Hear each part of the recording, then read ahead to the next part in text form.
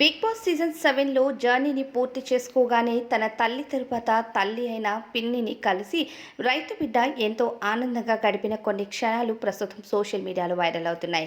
పల్లవి Prashanth Bigg Boss season 7లోకి celebrities మధ్య ఒక కామన్ పీపుల్ లాగా హౌస్లోకి ఎంట్రీ ఇచ్చాడు. ప్రస్తుతం 35 లక్షలు అలానే బ్రేజా కార్తో పాటు ఒక గోల్డ్ నెక్లెస్ని కూడా అందుకుని బిగ్ బాస్ సీజన్ 7 టైటిల్ విజేతగా నిలిచి రైతు బిడ్డ గెలుపుకి ఏమాత్రం తక్కువ కాదు అంటూ నిరూపించాడు.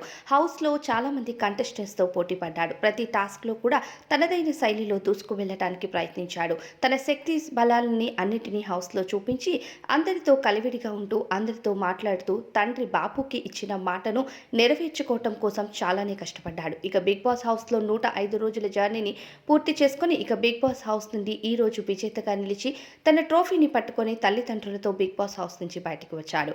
ఇక తన జీవితంలో కొత్త ప్రయాణాన్ని మొదలు పెట్టడానికి సిద్ధమవుతున్నాడు. ఇక రైతు బిడ్డపై మీ అభిప్రాయం ఏంటి అనేది కామెంట్ చేయండి.